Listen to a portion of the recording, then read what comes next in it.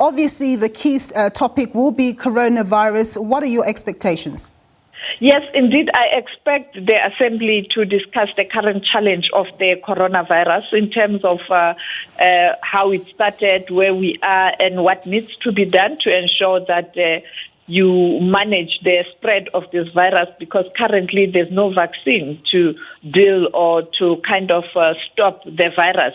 But you must have measures to ensure that you are able to manage or to stop the spread of this virus. And the second issue that is going to be on the agenda will be the election of the executive members of the Secretariat of the World Health Organization. And of course, on the sideline, and also the rumors are that we are likely to hear some countries asking hard questions on China in terms of how they handled the outbreak, and also accusing the WHO Director General, Dr. Tedros, of siding with China and not really allowing or pushing China to be upfront in terms of the information, the allegations China has since denied. The other important issue is the fight between the United States of America and China on the very same matter, where Donald Trump even decided to stop funding the WHO, and also demanding answers in terms of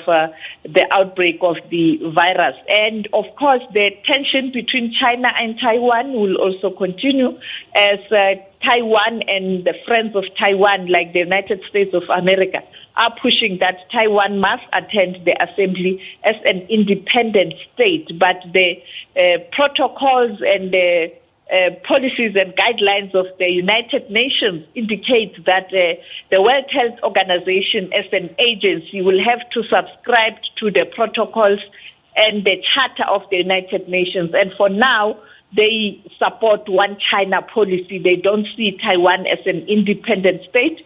What they have advised is that Taiwan can attend on condition that they are part of a China delegation, something that Taiwan doesn't agree to. So, Sophie, as much as the United States withdrew funding from the WHO because of its issues around its handling of the coronavirus and supposed bias towards China, do we know whether indeed the US has begun to refund the WHO? Because I did see somewhere that they're going to be partially funding WHO after having withdrawn funding. And also, are they going to be seated at the table, even though they're technically and officially they're not funding the WHO anymore?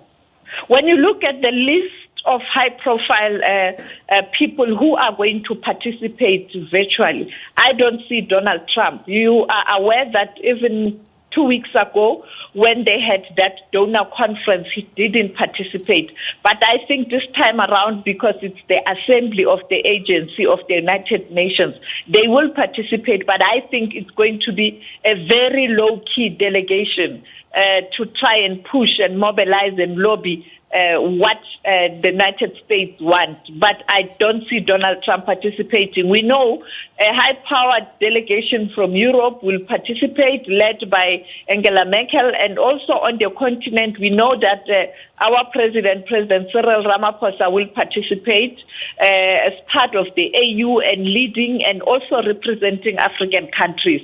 I don't see Donald Trump participating. But on the issue of funding, there hasn't been an announcement from the United States of America, perhaps changing its stance on funding for the World Health Organization. What they have done, they have decided to act on bilateral basis. In other words, country to country or region to region. In other words, the United States, for an example, we saw last week where the country donated 1,000 ventilators to South Africa. We know that currently the HIV and AIDS program in South Africa is funded by the United States of America since the days of George Bush. And we know very well that the other presidents like Barack Obama did follow and continued with that program, and now Donald Trump is continuing. And when he was boasting in terms of how he's going to handle this matter, he indicated that he is going to fund countries. He is going to continue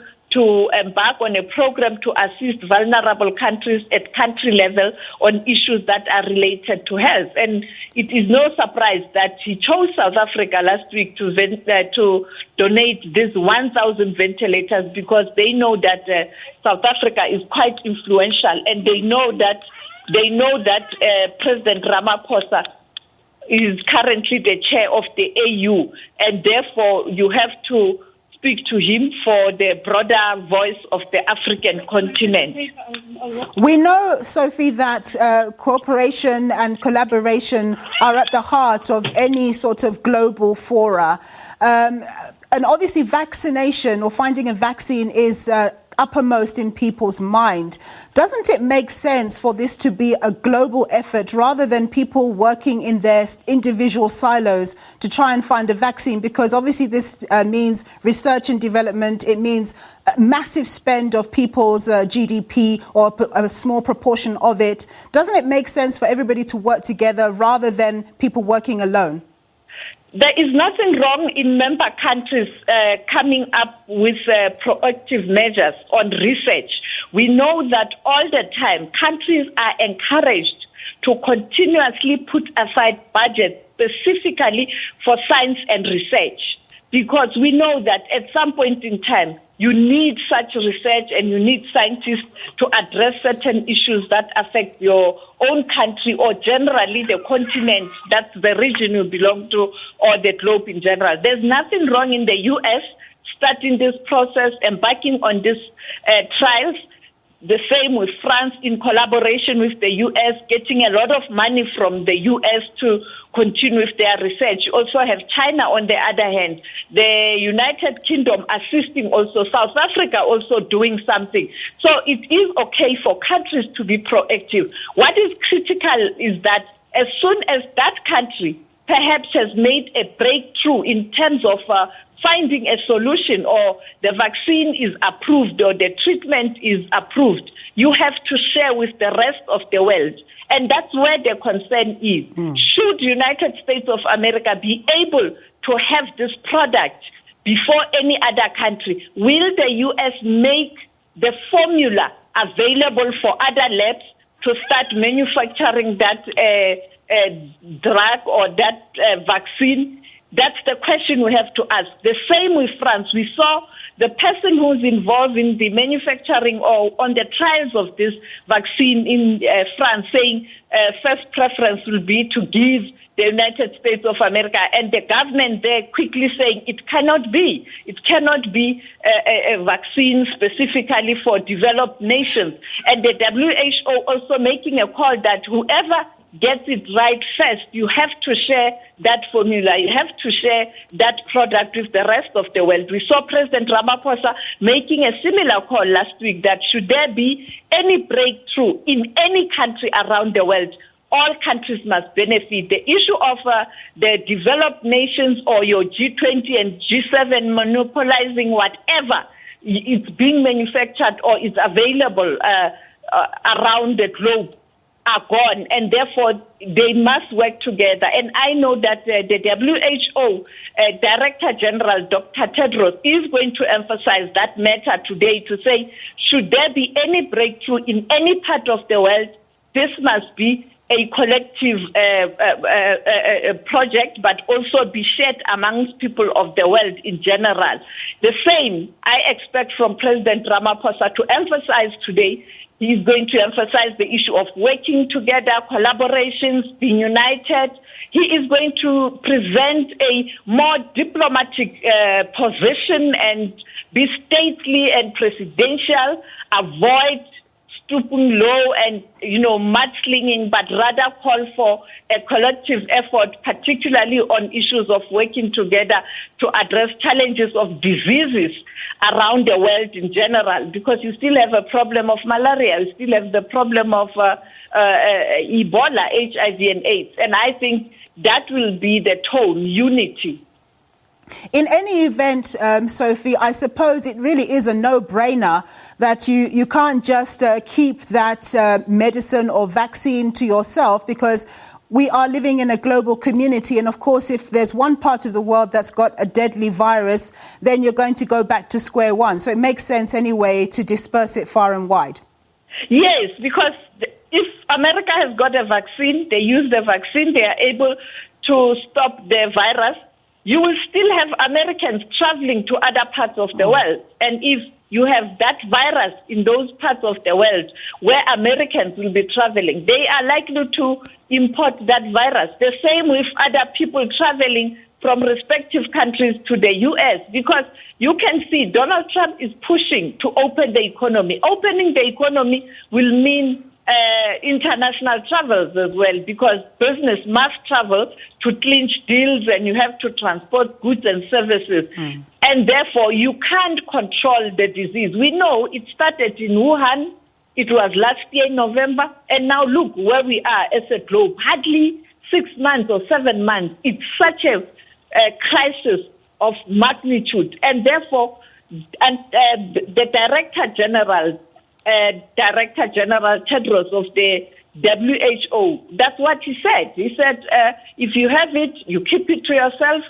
That won't stop the virus because your people will still be traveling and they are likely to be infected wherever they are when they are traveling. We live in a global village. We know that globalization is happening and you can't stop it. That is why today you have this crisis of this virus. We know with Ebola, much as it was a problem in West Africa, there were ways to try and control the spread to other parts of the world. But now it's a different case. And this virus is so deadly and it does spread quickly. It's not like other viruses where you still have time. For example, HIV and AIDS, you can still have time before it gets active. But also you are able to really take protective measures that are really working by subscribing to the 3 principles, of the HIV and AIDS program. But this one, it's a complete different scenario. We see even children. People are saying children must go back to school. Recently, it was announced that children are vulnerable. We saw what happened in the United States of America. And I think today, the Assembly will also be discussing how does this virus affect children, because now everybody has suddenly wake up when they see the results of this virus on children in the United States, in France, and in the UK. Therefore, even children are vulnerable. So there's a lot to deal with. And unfortunately, this is something new, and scientists and doctors are still battling with what needs to be done really, and also coming up with different views and positions on daily basis, reviewing their strategies. And I think that's what the Assembly will be discussing also. Yeah, you're right. People are having to think on their feet as they go along. But lastly, before I let you go, what about the Madagascar solution? It doesn't seem to have been taken very seriously. Your thoughts? Well, I think the Madagascar solution is something that really needs to be interrogated. Let's start with us as journalists. It's very difficult for Madagascar to give us information. They are not willing to share the information so that we can ask questions on behalf of the citizens of the world in terms of how did they arrive at this conclusion and what was done to do the test to see to it that it does work. They are not forthcoming. They are totally not forthcoming. The WHO has invited them to come and use the labs around the world to test so that if the product is really working, it can be shared by all. And also the WHO has indicated that they are willing to work with traditional medicine and everybody, but those have to be tested. Now, if they don't come forward to present this product for testing, it is going to be difficult. Even the Madagascar, they do have their own CDC and their own labs and their own testing sites, but it looks like they haven't even taken that medicine to their own labs to really do the final test. And we know that Dr. Moeti, the head of the WHO in the sub-region, last week she indicated that they are willing to engage Madagascar. The same with the CDC in Africa. They have indicated that they are willing to work with Madagascar. Anyway, Madagascar is a member country of African Union, and yes, therefore they can utilize all resources available on the continent. So the problem is Madagascar is not available to speak to media. Even SABC, we have tried, but nothing. Fair point. Sophie Mokoena, thank you so much. She's our foreign editor here at SABC News.